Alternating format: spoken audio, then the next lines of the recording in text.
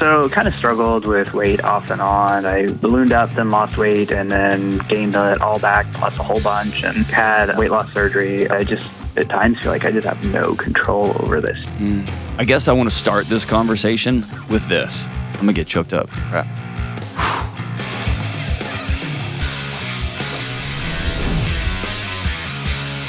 What in the world is going on? What's going on? This is John, the Dr. John Delony Show. I'm so glad you're here. Pull up a seat, grab some nachos, and we're going to figure out what's the next right move. Whatever you got going on in your life, whether it's your marriage, your dating relationships, your mental and emotional health, your physical health, whatever you got going on. For the last 2 decades plus, I've been sitting with hurting people trying to figure out what do I do now. And I'm so glad you're here. If you want to be on the show, go to johndelony.com/ask, A-S-K, and we'll holler back, girl, at you and see if we can get you on the show. Let's go out to St. Louis, Missouri, and talk to Team Edward. What's up, Edward? Hello, how are you? I'm good, brother. How are you? Doing good. Awesome. What's up, man? Well, it's funny that you said grab some nachos at the beginning because I am calling about issues with like emotional eating and things like that. Oh, I'll put extra cheese on them because I'm an emotional eater also. Fantastic. Man, so tell me about it, man. What's going on? So kind of struggled with weight off and on, even as a kid, but then into an adulthood, I kind of ballooned up, then lost weight, and then gained it all back plus a whole bunch. And kind of to keep it brief, had weight loss surgery a little over a year ago and dropped, a good amount of weight. Still got a little bit more to lose, but I'm finding all of those emotional pulls to food and all of that has just crept back in, maybe even more so than before. And I mean, I'm terrified, obviously, to gain the weight back and things like that. And, just trying to change my habits to be healthier. But it's I just at times feel like I just have no control over this too. And it's kind of bleeding into other areas of my life as well, I think, too. So take me back. When's the first time you realized I don't like being in my own skin? I remember as a kid just feeling, super insecure and things like that. Weight was kind of commented on a lot. And I wasn't by any means morbidly obese as a kid, but I was the kid in the husky jeans, right? Just the pudgy kid. Exactly. I wore the husky jeans, and that was kind of a big joke and things like that. And I do know that I turned to food to kind of, cope with, some of the stresses of the home life and things like that too. How did your parents cope with stress?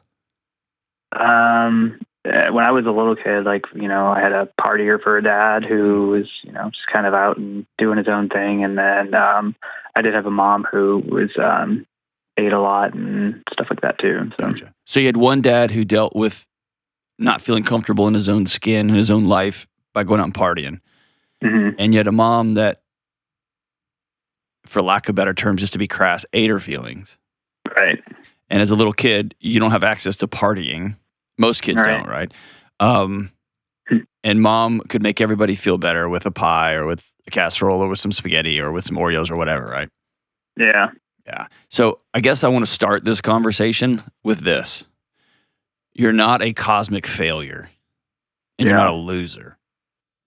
Your body is simply doing what it was trained to do from a really young age, which is to hide from itself in the most socially acceptable form possible, in the most connecting with mom way possible, which was to eat something. Yeah. So you're not a bad guy. In fact, your body's working exactly as it was programmed to do. Right. And then, how old are you now?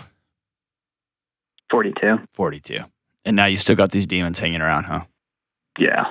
Tell me about your life now. Married, kids, not married, in a relationship, working. Tell me about your life. Yeah. Married for almost 25 years. Oh, wow. 4 kids. They're all kind of older. Things like that. Very active kids in sports and things like that. We're very busy. Yeah. Yeah. So what made you decide to go get the surgery?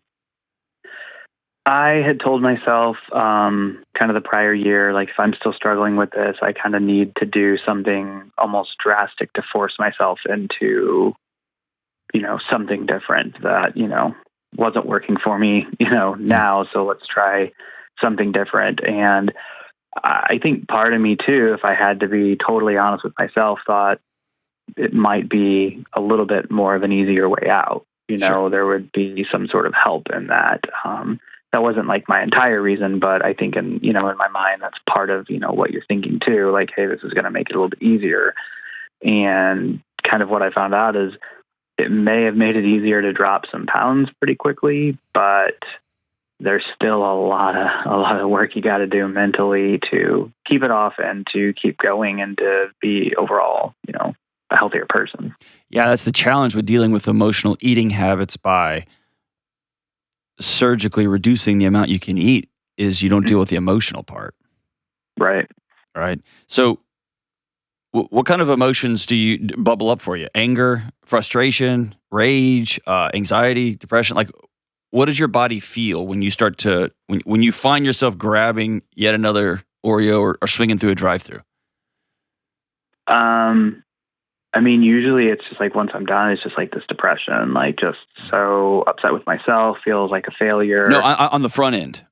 On the front end? Yeah, what's going on? It might even be joy. Like, what is it that you find yourself? Is it mindlessness? Like you're just pulling into a drive-through? Is it this perception of hunger? Is it depression? Is it just running low? Like what is it? It's all of it, honestly. There's times where it's like, it's been a great day. What would make this better? Like, yeah. And then, you find yourself crossing 4 lanes of traffic into Taco Bell, and Yep. you're like, or, it could have just been like a rough day. And I find myself at night just like, all right, tomorrow is going to be a better day. And then I wake up in the morning and the first thing on my mind is like, why don't we just go through the drive-through and then, just call today, and then tomorrow will be better. And it's just, I continuously just talk myself into it, and just nonstop. That voice inside your head's exhausting, huh? It's wearing me down. A few months ago, I was jogging with my son. He's a cross-country guy, and I can run like 1 mile with him on his 8-mile run or whatever. I could barely keep up with him anymore. He's too fast. Yeah. But he asked me while we were running, I could barely breathe. He could talk fine because he's faster. He said, "Dad, what are you thinking about right now?" And I said, "I've got a pretty mean internal dialogue going right now. What's in your head right now?" And he told me, and it was actually a compassionate, kind, like, keep going, just one more step. Just like it was kind of like a cool coach. And I said, "I don't want to tell you what's in my head, son, because it's pretty dark." Yeah. And we're jogging down the road, and he finally said, "Well, what is it, Dad?" And I said, "I'm going to tell you." And the things that I said out loud were shocking to me, even as they came out of my own mouth. Yeah. That voice inside my head. Would you share with some of us some of the things you say to yourself, pulling into a drive-through, pulling out of a drive-through, or when you wake up, when you're about to go to bed, and you feel like I've had another failure day? What's that internal dialogue sound like? I've been working on it. It's always been for the most part, like, you have zero discipline, man. Like, you should be able to do this. Like, why are you continuing to struggle with this? You have all these tools. You have a good life. Like, there's just no reason. And I just basically tell myself, like, you're a screw up. Like, you have, you're just not even trying, and it's just a lot of that, I guess. And then after I leave, I go through the drive-thru, or I, down a 2-liter of soda or something. And I'm just like, yep, there it is again. Like, you just made more excuses, and, you're just an undisciplined person, just trying to make yourself happy for right now instead of, wanting something better later, kind of thing. You just gave me the very Disney-fied version of the actual voice, didn't you? Kind of. Yeah. And that's okay. That's totally okay. Whose voice was that originally? I think that there's a little bit of childhood stuff, obviously, in there. But be specific. Is that your dad's voice? Is that some of the neighborhood kids' voice? Was that your mom's voice always saying, "I need to lose weight, I need to be on a diet"? And you saw her and kind of looked at yourself in the mirror and thought, oh, I guess she doesn't like me either. She didn't like herself. Like, where does that voice come from? Because almost always the voice in our head started out as somebody else's voice until it became our own. I can think of 3 different voices it could be right now. Do you mind sharing them? One would be my dad. Okay. You're not doing good enough. Tell me about that. Even as like a kid, like I would just be like insult. Like we did a lot of work around the house, and I wasn't like more of a manual labor kid at the time, and it would just be like, you should have a desk job because life isn't gonna work out for you like this. Like you're just lazy and this and that, and like even the mom, like just constantly, dieting and things like that, and to kind of even make it a little bit weirder, church. Yeah, keep going. I'm with you on that one too. Keep going. Growing up in a very legalistic environment of you're not good enough. You always had to strive for perfection. You were responsible for the salvation of everybody around you. Everything was pressure. You had to do everything, and you were never doing good enough. Man. If you were sitting right here, I would ask you if it's cool, and I'd stand up and I'd give you a hug, man. Yeah. Because opening your eyes every morning for 40 years and recognizing you're on a stage, and the result of that performance is whether God, whether your mom, I'm going to get choked up, crap, whether your dad is going to think you're worthy of being loved. That's so exhausting, man. Yeah. So here's I can believe in theory. Go ahead, man. I can believe in theory, like, yeah, God loves me and he's pleased with me. Yeah, it does. It's in your nervous system, man. But it doesn't ever feel like that. No, the rest of it's just words. Right. So do me a favor, okay? Are you in a place where you can close your eyes? You're not like in an office with a glass wall or anything? No, I'm in my home office. All right, close your eyes. And I want you to picture yourself at 9 years old in those husky jeans. Just standing there with your arms straight down about 6 feet from you. Your hair parted, or your hair in a flat top, however your parents cut your hair when you were a kid. And that button-up plaid shirt that's probably a little bit too big because you're trying to hide a little bit already. I want you just to see that kid standing there looking at you.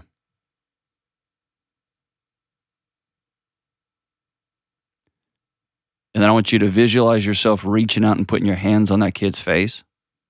On either side of his cheeks.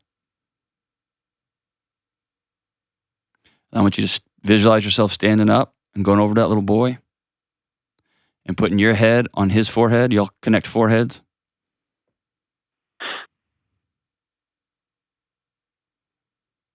And I want you to look that little boy dead in the eyes and say, I love you, and we made it. Say it for me. I love you, and we made it. When we get off this call, I want you to write that little boy a letter. Okay? And we're going to say, Dear Edward, I'm so sorry that Dad talked to you that way. And I want you to be really specific about the things Dad said. No dad should say this and this and this to his son.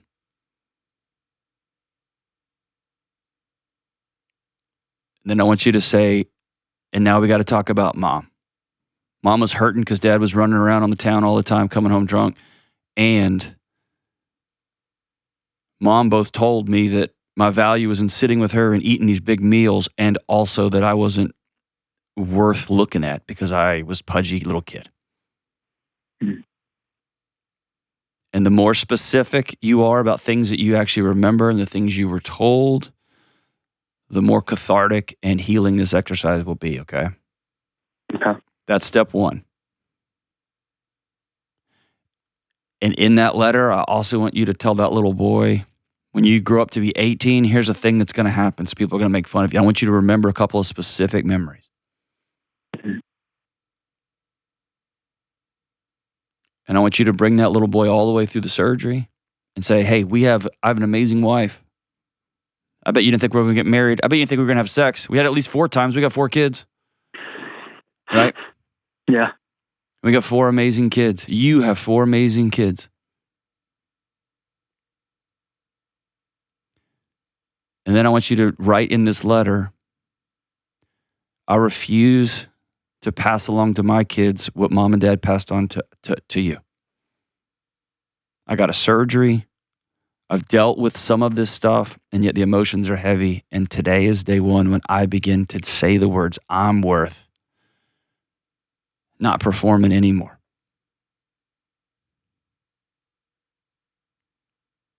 And then at the end of that letter, I want you to tell that little boy, it is time for you to take off these big baggy clothes, put on some shorts and a t-shirt and go play. You don't have to defend me anymore. Okay? Yeah. And here's what this looks like in the real world. You're what? Say it again, 41, 45? 42. 42. Here's what it looks like now. Every morning when you wake up, I want you to have a small journal by your bed. And I want you to write the words, I'm grateful for today. And I get to, not I have to, I get to take care of myself so I can love my wife recklessly. Mm-hmm. I get to take care of myself today. I get to feel good today so I can show up for these crazy active kids. I get to, you're going to write 4 things down. I get to take care of myself today, to love myself well today because I'm worth being loved. Okay. And if you want to add the faith component, I get to take care of myself today because the God of the universe sees value in me on and off the stage. And then you're going to have to put some real life roadblocks for a season. You're going to have to go see a counselor and talk about the emotional part. I am doing that, yeah. Good. I don't want you to go to a counselor and just regurgitate stuff. I want you to sit with a counselor and talk through. When I have this memory, when I talk about this memory, my chest does this, and I want to feel what's happening, the sadness, the anger, the rage, the heartbreak, the lonely, and I want to extend the gap. This is mindful. I want to extend the gap between that feeling and what I do next. Okay. Because that is the magic from feeling like you had a great day. And dude, I'm going to go crush some Taco Bell and exhaling and not swinging through 4 lanes of traffic. Yeah. And being really graceful with yourself when you do. Yeah. And what we're looking for is more peace, more wins than losses. And over time, the thought of crushing a whole cheesecake, it doesn't even feel good anymore because you believe you're worth feeling good and you've got enough wins that you realize how good you feel when you wake up and you haven't nailed a whole pizza at night. Yeah. You know what I'm saying? It's a practicing process. You're practicing something completely new. It's not a matter of I'm a loser, I'm a fat idiot, whatever things you want to say about yourself and your narrative. Yeah. It is, man, my whole life, this is how I was trained to deal with stress. I'm going to start practicing something new that actually honors the fact that I'm worth being loved. Mm-hmm. Brother, I'm with you. This has haunted me my whole life, and I'm working through it myself. You call me anytime, and I'll walk with you. Get that letter done to that little boy. And if you want to be a gangster, you got older kids, sit down and read that letter to your children. Read it to your wife. Read it out loud. Share it. And say, I'm going to finally deal with the emotional part of the emotional eating. And I love you guys. Call me out. Catch me. We'll make some jokes. We'll have some fun. We'll shed some tears together. And your dad's going to finally begin to live into the fact that he's worth being loved by God, by everybody. I'm really grateful for the call, brother. Thank you so much for your trust. Call me anytime and I'll walk with you. We come back. A man asks how to manage his ADHD without hurting his daughter. This show is sponsored by BetterHelp. All right, here's the truth. I have great friends, I got a strong faith, and I have an amazing wife and a family. I'm also kind of a nerd, and I got 2 PhDs worth of information about how to be well and whole, right? And yet, there have been critically important times in my life, several of these times over the years, that I've had to go spend time with a great therapist, and that time with a therapist has made all the difference for me and my emotional health, my mental health, and my relationships. The right therapist can change everything. And this month, my friends at BetterHelp are shining the spotlight on the therapists. These are the people who truly make the world a better place. With over 30,000 therapists, BetterHelp is the largest online therapy provider on the planet. They've served over 5 million people globally, and they have over 1.7 million client reviews and an average rating of 4.9 out of 5. BetterHelp works. It's totally online, and it's easy to fit into your schedule. To get started, you just answer a few simple questions, and they're going to connect you with a licensed therapist who will fit you and your needs. If it's not the right fit, you can switch therapists at any time for no extra cost. This month, we celebrate the therapists who have helped millions take a step forward. And if you're ready to find the right therapist for you, BetterHelp can start you on that journey. Visit betterhelp.com/Delony to get 10% off your first month. That's BetterHelp, HELP.com/Delony. All right, Baltimore, Maryland, home of the Wire. Let's talk to Ben. What's up, Ben? How we doing? I'm doing pretty good. Appreciate you taking my call. Excellent. You got it, brother. What's up, man? Yeah, so I have like two kind of like intertwined things going on here. I'd love to get your perspective on this. It's something I've just been struggling with. I've got a 9-year-old daughter and a 5-year-old son. And, you know, one of the things that I'm struggling with is with my own anxiety and ADHD throughout my life, I can now start to see those traits really emerging in my 9-year-old daughter. And one of the things that I struggle with is how do I enable her to see those as a thing, like more of like a superpower? Like that's how I always describe it with her, is like, because my brain can process so much bigger and faster and stronger than others around me, because I've learned how to kind of like, you know, figure that out. And, you know, I've done well in my career because of it and things like that. But what I find is that when my brain is going crazy and she's having that same moment, I do one of two things. And I've heard you talk about this in the past. Like I either retreat and go mow the lawn and get away and abandon my wife in that moment while she's going nuts, like my daughter, or I react and I become angry. And like, I just find myself feeling so guilty after that moment of like the outburst. And I know that I can identify it as like, you know, my brain's going crazy at the same time her brain is, and we just clash. You're not going to like my answer. Go for it. Is that cool? Are we same team here, man? Good gosh, you sound exactly like me. Same team? Yeah. All right. Have you heard me tell a story about my daughter and the hugging? Yeah. So like we actually started to do some of that stuff of the whole like, hey, I'm going to make this super uncomfortable for you and hug you. But then she's like, oh, it's weird. So I'm like, and I'm doing the whole like, I don't know, like, you know, the stuffed animal thing I heard on the show a couple of weeks ago. I'm like, let's try that. And she's like, Dad, that's cringe, man. I'm like, well, that's okay. All right. So here's the backstory to that. I think I've told it a few times, but my big dark dirty secret here was this show took off out from under me, and it became a top 10, top 5 show.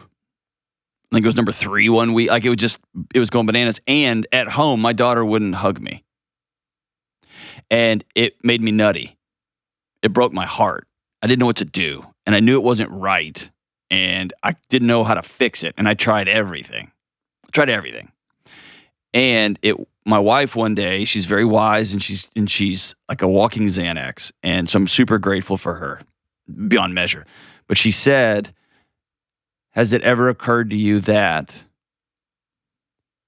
my daughter's 9 too, but at the time I think she was 6, that tiny little body of hers wants desperately to be connected with her dad, but it feels you as unsafe. And that broke my heart. And I actually got kind of mad. I was like, dude, I'm not unsafe. I don't swear in this house. I never yell. I don't hit my kids. And my wife said, no, you're an amazing dad, but we all can feel the nuclear reactor in your chest. And I called a local therapist in kind of a temper tantrum. And I walked in and said, evidently, my family can feel the fact that I'm not safe to be around, even though my actions suggest otherwise. And that started a 6-month unpacking of some nightmarish stuff that happened to me when I was a kid. some stuff I experienced, some stuff I saw. And it wasn't until about 6 to 9 months later that I was doing something. And I remember the words popped out of my mouth, Josephine, which is my daughter's name, get off of me. And then I started laughing. And then I got choked up. And I said, no, don't. And then here I am 3 years later. Last night, my daughter finished dinner and she got up, climbed out of her seat, climbed up over my chair and draped herself over my back just to absorb peace. And so my answer to you is, which is hard, is when you have a kid that's reactive and you see them doing the ADHD things, you see them wanting to retreat, or you see them kind of exploding, is children absorb tension in the house. And that means as a parent, it's my responsibility to go find peace from the inside out. So I would ask you, what are the things as a kid, what are the things in your middle school, high school years when you felt so trapped that rage was the only way out? Rage is trapped anger. Take me back to moments when you felt completely powerless as a little one. Yeah, I mean, I grew up, I'm a middle child. Me too. Yeah. And like middle child, and I was I played the sports. Oh, they all played the sports. Everybody played the sports. Everybody was great at sports, and I was okay. And I was like the academic guy who's like, that's where like now it's like I've got the better career than all of them, but like nobody cared about that because it was that like sports is the thing we do and we're really good at it. And I'm like, yeah, I'm here too, guys. So I'd be the one that kind of tags along. So I think there's a little bit of that, of like that performance mentality of like, I just had to prove myself another way. And like, look, I made it. And then like, again, it's that the seeking that validation, right? Of just like, hey, just like no one has ever said like, hey man, like you're doing great. You know what I mean? So it's, there's a lot of that I've been working through. How are you working through that? Yeah. I had one of my practicum advisors. He was a savant psychologist. He's brilliant, but I remember him saying, "Hey, John, straight A's can be a trauma response too." Mm-hmm. And I remember that just echoing through me as I was working on my second PhD.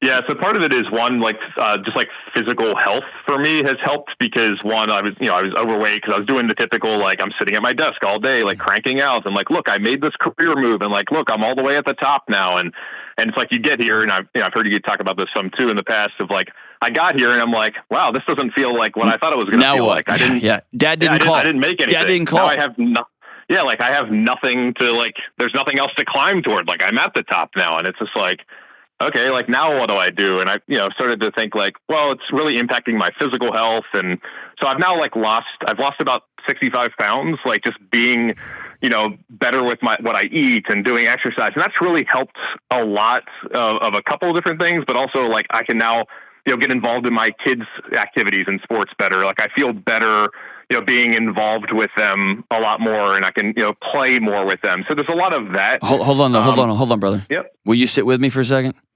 Sure. I want you to rewind what you just told me. As a middle child, I was raising my hand saying, does anybody see me too? And the answer was no. And so you worked really hard in school. Does anybody see me now? Look at your brother playing whatever. Look at your sister on the soccer field, whatever. Like, so then an internal engine said, I'll show you. And you did. And here's my guess. I'm gonna shoot my shot here. Tell me if I'm wrong. You married over your head. Is that fair? Yep. Okay. I'll show you guys. And you marry somebody who people will be like, I can't believe she's with you. She's probably brilliant, probably hilarious, probably beautiful, probably all three. Fair? Yep. And still, when you looked you in the mirror, there you were. And so then you went and got this career, and there you were. And then you got to the top, and there you were. And then you gave yourself yet another finish line. I'm going to lose a bunch of weight. And you did. Yep, and now I struggle with body dysmorphia, and it's just like I'm at that point where I know, like, but the next man, I lost all this weight, and there's nothing here. Because you keep showing up because you won't deal with the nightmare that's inside your chest. And I'm telling you, you got to trust me on this, brother. your next finish line, I just heard it, is I'm going to be the super present dad at all these things. And you're freaking doing it. And it's awesome. And every morning you wake up and go brush your teeth. There you are in the mirror again. And you don't like that guy. Yeah, it's just more tired because I've added 3 things now. I'm trying to juggle, as yeah, but as I'm racing that toward, fatigue comes from the inside out. Mm-hmm. You're tired of giving yourself yet another marathon that you white knuckle your way through because you're really strong. Your internal engine is powerful and strong because it had to be. Because you got the message at a very young age, nobody wants to see you. Move, please. Your brother's on the soccer field. And until you address that kid, you're going to find another one, and then they're going to see your heart attack from space. Or you're going to get really tired, and this is me being stone honest with you. Somebody at your office, she's going to text you and say, that joke you had in the meeting today, nobody caught it. I heard it. It was hilarious. And that's going to feel so good. Somebody sees me. And then you're going to think about putting another joke in the next meeting to see if she catches it, and she's going to catch that one. And then you're going to go grab coffee, and then you're going to do something that you never thought you would do. That's the trajectory. This constant move of another finish line and another finish line, another finish line always ends in ash. Always does. And that's what I need you to hear me say, man. You're worth just stopping the race. You're worth loving you, my man. Do you hear what I'm saying? Does that resonate? Yeah, no, for sure. I mean, this is, it's the constant, searching for the thing. And, honestly, that's how I ended up finding, your podcast to begin with is how do I, you have that weird millennial man, I'll just power through this. I'll listen to a few podcasts and yes. Work on it intentionally, be better. And it's at what point does my, ADHD addiction tendency of being amazing at that thing become myself, right? I think that's ultimately where I'm starting to land. And it's scary, right? Because it's now I have to be really vulnerable with someone else. That's it. ADHD is a context, not an excuse. Yep. ADHD inside of a well person who knows in their being that they are loved, dramatically decreases. That's just science. Number 2, becomes an unfathomable superpower. Because you can do things, you can feel things, you can show up for people in ways, you can get projects done on a dime, and you as a salesperson can see somebody and feel them in a powerful, profound way. But if you're feeling them and trying to solve their problems because somewhere inside there's a 9-year-old saying, maybe they'll see me now, they're going to move the line and move the line and move the line until your heart explodes. But a well person, my anxiousness didn't just go away, but the alarm shut off. My ADHD and OCD stuff, man, the symptomology of it is way reduced, but it's still there.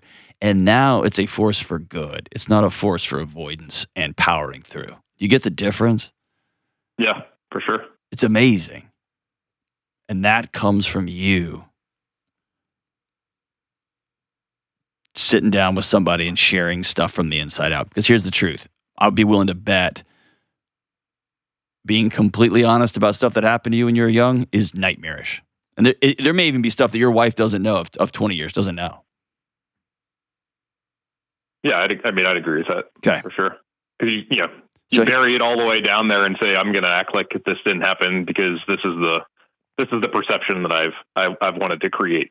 And let me say this as clear as I possibly can. Secrets will kill you. And worse, I'm going to throw some gasoline on it. Our kids can't reach inside of our chest to get to know that secret. They think that electricity is because of them. And they will do every damn thing they can to try to fix it. And that's not their job. If you think of it, you may have heard me say that if you think of it like bricks in a backpack, it's either I'm going to do the work with my counselor and my vulnerability and be open and honest with my wife about things that happened to me when I was a kid that she didn't even know. I'm going to deal with that. About the dishonesty that's maybe been in our marriage that I've never been open and honest about and deal with the consequences. I'm going to live a life where I've got no more bricks in there, or it's like taking off a backpack full of bricks and handing it to our kids and saying, you know what, y'all carry that. I made a whole bunch of money. I set you up good. You deal with that. And I guess, brother, I just need you to tell me, hear me say I love you enough to tell you you're worth walking through life without anything in your backpack, man. Because life's going to put crap in there. Your mom's going to get sick. One of your kids is going to have a problem. Like, life is going to put enough stuff in there, dude. Carrying around secrets about worth and value and things that happen to you and things you've done. It's too exhausting of a way to live, man. Yeah, I think that's the hope that I'm looking at right now, is like just like feeling free, right? It's like I want my chest to match like what my brain aspires. My right? man, There you go. There you go. Like it would be like I keep visualizing that. That's what I keep striving for right now as I'm listening through this, and like stop striving. The stuff I'm working on is like stop striving. Stop. Yeah. I want you to do what I told the previous caller to do. I want you to imagine 12-year-old you who just got a 97 and dad goes, whoa, would 100 would have killed you? And dad just walks on. I want you to picture that kid, or the kid who's always kind of running behind because we're always going to brother or sister's games or whatever. And I want you to write that kid a letter. I want you to tell that kid you're sorry that he was unseen, he was unknown, he was uncelebrated. Because every kid needs to be seen and known and celebrated. And then I want you to write down, get it out of your body onto a piece of paper. And if you're like me, kind of paranoid, most ADHD people I know, most anxious people I know are, write it out. Here's some of the things that happened to me. Here's all the things. And then if you're like me, I started with a counselor before I sat down with my wife. But that's going to be for you. Whoever you want to talk to. Grief demands a witness. You're going to have to grieve these things. You're going to have to share these things. You have to learn some tools about breathing. You're going to have to learn some tools about letting your first response, as Jefferson says, be your breath, not yelling.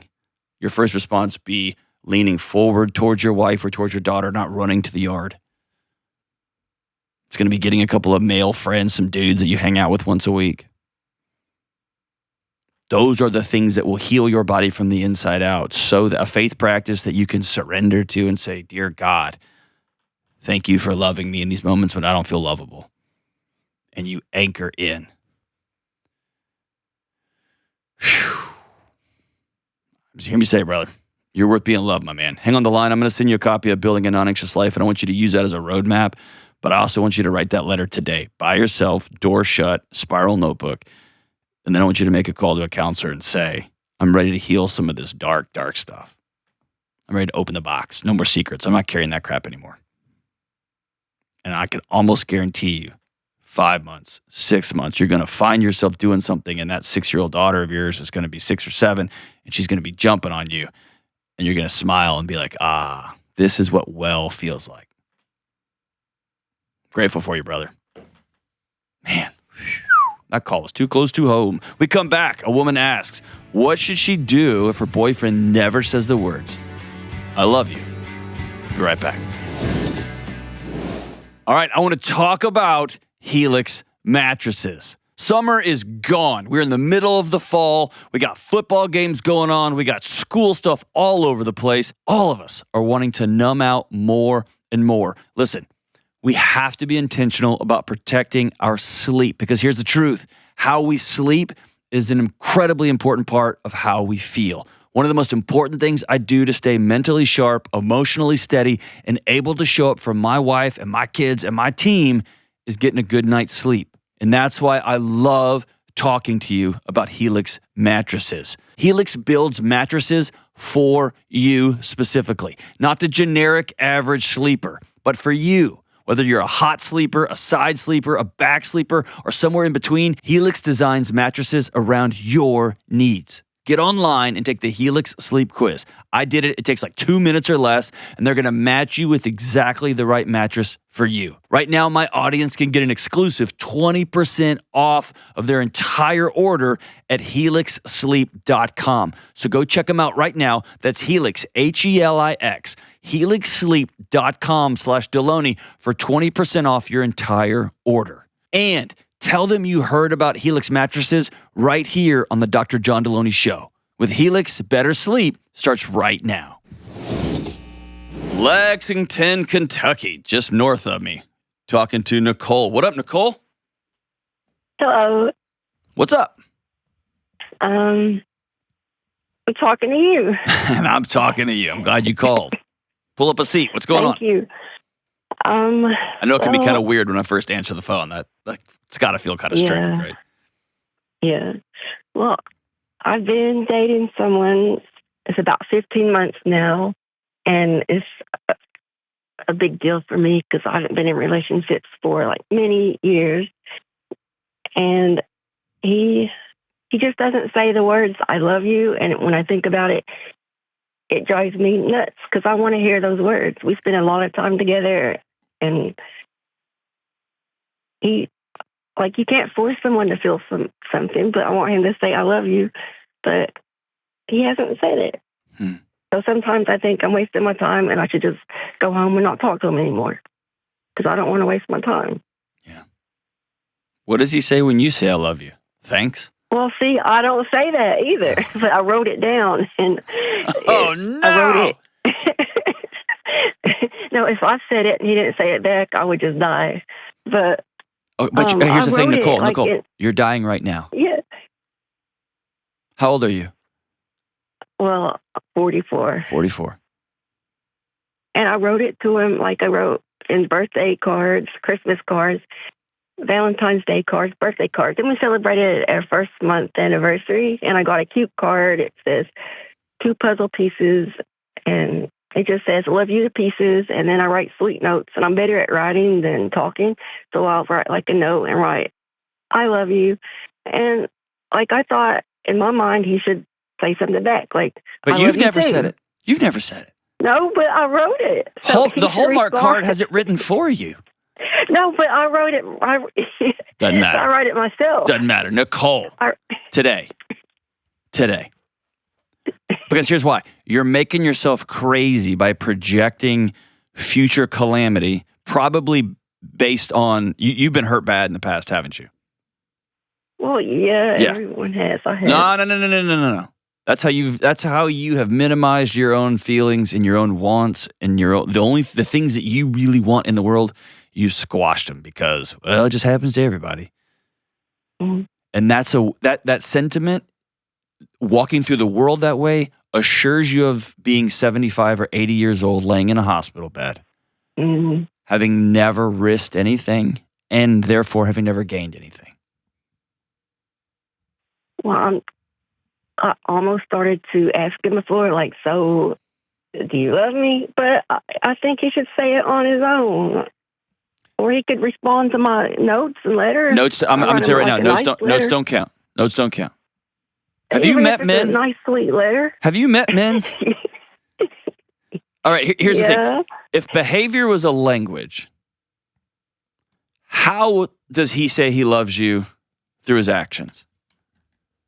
Well, that's the other thing. It's like there's 2 people arguing in me, and one of them says he should have said it by now. It's been well over a year, and the other one says, well, actions speak louder than words, and I think he loves me. He just give me a couple of examples. If y'all were both unable to speak, neither of y'all had the capacity to talk, and someone said, does he love you? And you had to nod yes or no.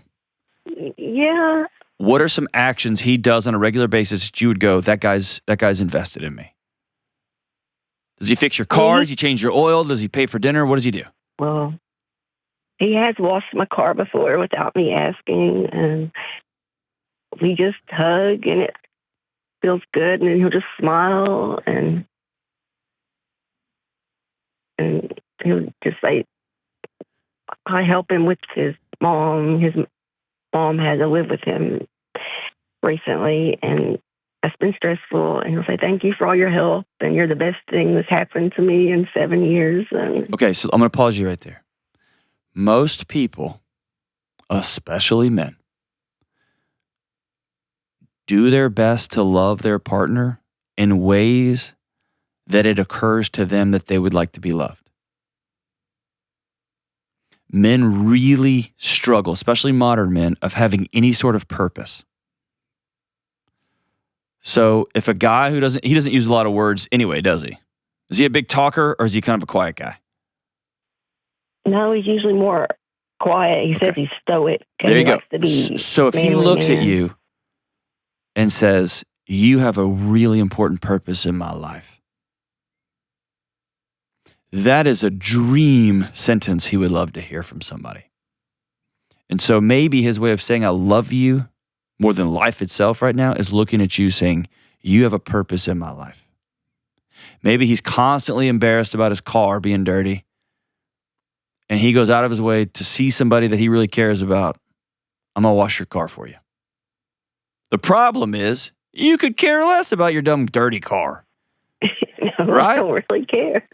And I for didn't him, care. if you showed up and just had his car detailed, if you saved up money for a couple of months and had his car detailed, he might start sobbing. Mhm. Right? So here's the thing. When you love somebody, and this is how Hollywood has ruined us, it's my job to give my wife a roadmap to my heart, to my spirit. Mhm.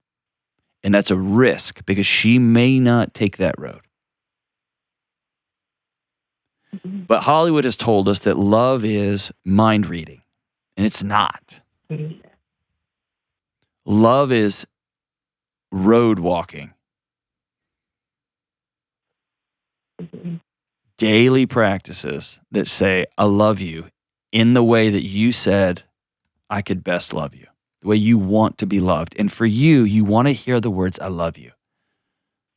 Yeah. Well, he went on a trip recently with his friends, like 4-wheeling in the Rocky Mountains, and I stayed with his mom because so we could go. Otherwise, he couldn't go.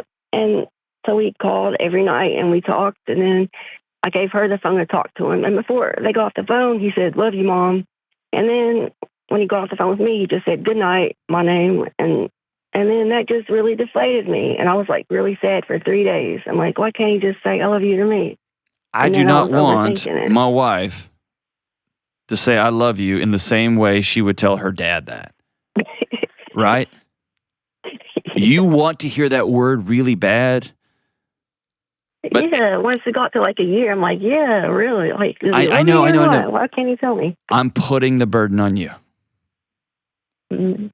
to tell this man that you love, A, "I love you." You do the same thing that you're so desperate for him to do for you. And here's why. Because it's not you to not say "I love you." That's who you are. And so in this attempt to try to stay connected to him, you are squashing yourself. Don't do that. That's not what love does. Love is fully me on the table. Mhm. And then A, give him a chance to say it back.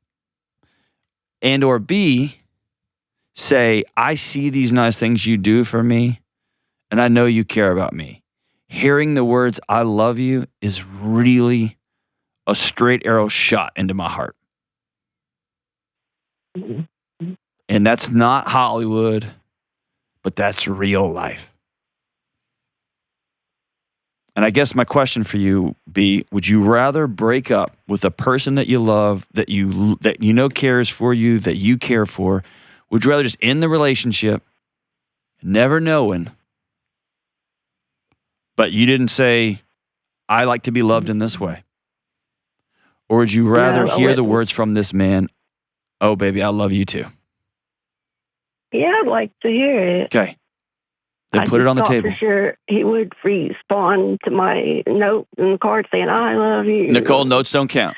They're just old-fashioned text messages. They don't count. They're not real. Oh, I mean, they are real. Don't get me wrong. I love a good letter and a good note. And actually, it's easier to say "I love you" in a letter because you don't have to look at somebody's eyes and whatever. You don't have to wait for their response, right? So yes, If he was on the phone and he said, my girlfriend wrote me I love you in a letter, and I didn't know what to, I would say, knucklehead, write I love you back. Call her. Tell her. I would tell him that, but he's not on the phone. Mm-hmm. The bigger issue here is this. The bigger issue is you have a thing in this meaningful relationship to you that is really important to you, a want that you really love, that you really have, and you won't share it with him. I would say that's not cool. In fact, that's kind of cruel. You have cast him in a movie that he doesn't even know he's in, and you're mad at him because he doesn't know the lines. Give him the lines that you want to hear. Because he might tell you, baby, I called you every night on a 4-wheeling trip out in the desert. I had to drive 6 miles to find a satellite phone to call you. You think I don't love you? I told you about how scared I am about mom's illness. I don't tell my guy friends that. I washed your car when I was exhausted. I didn't have any money or any time. In his head, he might be there. But give him a roadmap. Give him a roadmap. Is it sexy? I think it is. But is it Romeo and Juliet? No. And Romeo and Juliet was never real. It's one of the great myths of human history. Give him a roadmap. And then you got to risk it because he might say, I don't say those words. And then you're going to have a choice to make. But you're about to make a life-altering choice without all the information. And I would suggest putting it out there. Imagine yourself at a table saying, I love you. We've been together a year. It's really important to me that I hear those words back from you. I love you. And have him get up and walk around the table and pick you up and hug you so tight and say, oh, baby, I love you. Imagine that. And then give yourself an opportunity for that to come true. Thanks for the call, sister. Your move. Write us back and let us know if he says it. And if he doesn't, give me a cell number. I'll call him. We'll be right back. We talk a lot on this show about boundaries, things like emotional boundaries, relational boundaries, financial boundaries. But there's one boundary that nobody talks about. And I should talk about it more, and I don't, so I'm doing it right now.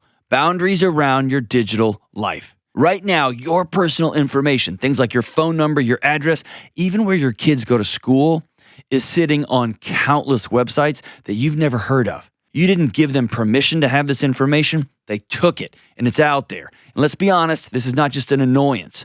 It's a violation. It creates this constant hum of anxiety in the background of our lives, knowing that every decision we make is being tracked by somebody that we don't even know about. That's why I use Delete Me. Delete Me goes after the data brokers and the people finder sites that collect and resell your information without your permission. Delete Me tracks down your information and they remove it, and every few months they send you a report showing you exactly what they've done. Taking control of your digital life is about boundaries, and boundaries are about peace. So go to joindeleteme.com/Delony and use code Delony to get 20% off. That's join, Join, joindeleteme.com/Delony to save 20% off. All right, we're back. Kelly 2.0. Kelly 1.0 is getting some more tattoos today. She's getting this Motley Crue tattoo down her arm. It's kind of a cover-up tattoo because she had like a Backstreet Boys thing that she tattooed in Old English back from when she was a middle schooler. She was super into him. And she was dating a tattoo artist. It was a whole thing. But she's getting it covered up with a Motley Crue tattoo. This one's a big one. So Kelly 2.0 is here. What's up? She just sent me a photo of the tattoo and it's looking awesome. It's looking awesome? So I can't wait for y'all to see it. It's like shoulder to pinky, huh? It's pretty crazy. Sweet. That's awesome. Okay, so we've got Am I the Problem? This comes from Chrissy in Maine. She says, Am I the problem? I've never seen legit porn on my husband's phone. However, the reels that just automatically show up on his social media are always of seductive, barely dressed women. He says he can't help if these show up, and I've asked him to stop viewing reels, and either he has stopped watching them or he just hides the history. I don't know which. Whenever there's a new seductive thing in the world to see, like a recent American Eagle ad, I always go to his phone and look through it to see if he's watched it. Am I self-destructing our marriage by this? Am I the problem?